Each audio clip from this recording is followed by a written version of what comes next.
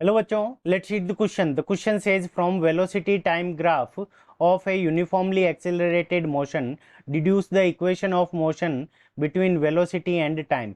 ठीक है बच्चों, सो हमें क्या गिवन है कि वेलोसिटी टाइम ग्राफ से हमें क्या करनी है कि वेलोसिटी और टाइम की इक्वेशन फाइंड आउट करनी है, जब हमें क्या दे रखा है कि जो एक्सेलरेशन है वो हमारा कांस्टेंट है। ठीक है बच्चों, सो इस क्वेश्चन को करने के लिए हम क्या करेंगे, की कंसेप्ट अप्लाई करेंगे।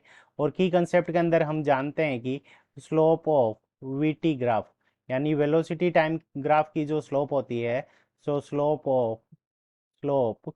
Of VT graph. तो वीटी ग्राफ की जो स्लोप होती है वेलोसिटी टाइम ग्राफ की, वो हमारे किसके इक्वल होती है, तो एक्सीलरेशन ए के इक्वल होती है।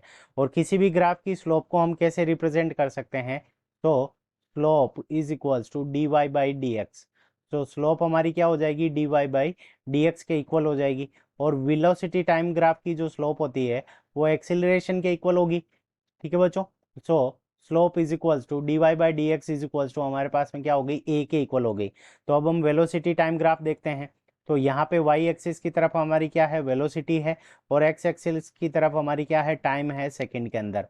सो यहाँ से हम क्या लिख सकते हैं कि चेंज इन वाई। ठीक है बच्चों, तो यहाँ पे ये d y by d x, यहाँ पे जो एंगल हो जाएगा वो tan theta slope. So slope is equals to d y by d x, d y by d x.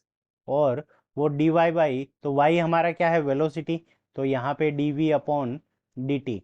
तो d v upon d t is equals to, तो ये slope किसके इक्वल होगी, तो एक्सेलरेशन के इक्वल होगी। तो यहाँ से हम क्या लिख सकते हैं, d v is equals to a d t. यहाँ पे ये क्रॉस मल्टीप्लाई हो जाएगा। अब दोनों साइड के अंदर हम क्या करेंगे, इंटीग्रेशन कर देंगे। सो यहाँ से हमारे पास में आ जाएगा integration d v is equals to integration a d t. ठीक है बच्चों, सो यहाँ पे हम क्या करेंगे, जब इसका इंटीग्रेशन करेंगे तो dv का इंटीग्रेशन हमारे पास में क्या आ जाएगा, v। एक्सेलरेशन हमें कांस्टेंट दे रखा है, तो यहाँ से हमारे पास में dt का इंटीग्रेशन क्या आ जाएगा, t। और फिर यहाँ पे एक कांस्टेंट आ जाएगा, इंटीग्रेशन कांस्टेंट। और जब हमारी time is t is equals to zero होगा, तो उस कंडीशन के अंदर वेलोसिटी की वैल्यू क्या हो जाएगी, इनिशियल वैल्यू के इक्वल हो गई। और इनिशियल वैल्यू ऑफ वेलोसिटी हम क्या मान लेंगे, u के इक्वल मान लेंगे।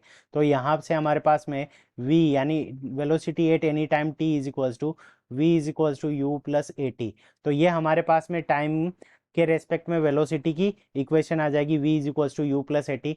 सो this is our correct answer. I hope you understood it well. Best of luck, thank you.